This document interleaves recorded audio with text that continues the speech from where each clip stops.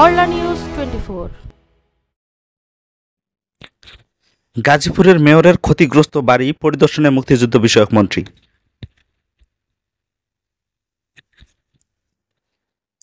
কোটা আন্দোলন চলাকালে দুর্বৃত্তের হামলায় ক্ষতিগ্রস্ত গাজীপুর সিটি কর্পোরেশনের মেয়র জায়েদা খাতুনের বাসভবন পরিদর্শন করছেন মুক্তিযুদ্ধ বিষয়ক মন্ত্রী আকম মোজাম্মেল হক।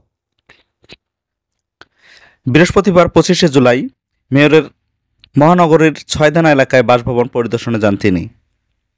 এ সময় গাজীপুর উন্নয়ন কর্তৃপক্ষের চেয়ারম্যান, মহানগর আওয়ামী লীগের সভাপতি অ্যাডভোকেট আজমতুল্লাহ খান ও গাজীপুর মহানগর পুলিশ কমিশনার মাহবুব আলম সঙ্গে ছিলেন।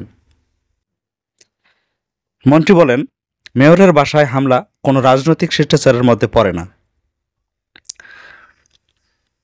আমরাও সারা জীবন অনেক আন্দোলন দেখেছি। আন্দোলন হয় রাজপথে, হয়তোবা মারামারি হয়, পক্ষ বিপক্ষ হয়, কিন্তু ব্যক্তিগত বাড়িঘরে আক্রমণ এটা নজিরবিহীন ঘটনা। এটা কোনো মতেই রাজনৈতিক আন্দোলনের মধ্যে পড়ে না। এটা প্রতিহিংসামূলক ব্যাপার। জামাত শিবির বিভিন্ন স্থাপনা ধ্বংস করে মানুষের মধ্যে আতঙ্ক সৃষ্টি করছে। এখানেও এলাকাবাসীর মধ্যে আতঙ্ক সৃষ্টির জন্য মেয়রের বাড়িতে হামলা করা হয়েছে।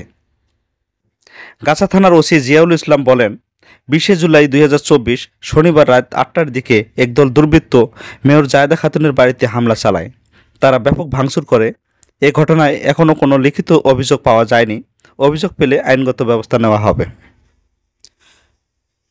19শে জুলাই 2024 শুক্রবার বিকেলে মেয়র জায়েদা খাতুনের ছেলে, সাবেক মেয়র ও গাজীপুর মহানগর আওয়ামী লীগের সাবেক সাধারণ সম্পাদক জাহাঙ্গীর আলম রাজধানীর উত্তরার দুর্বৃত্তদের হামলায় গুরুতর আহত হন।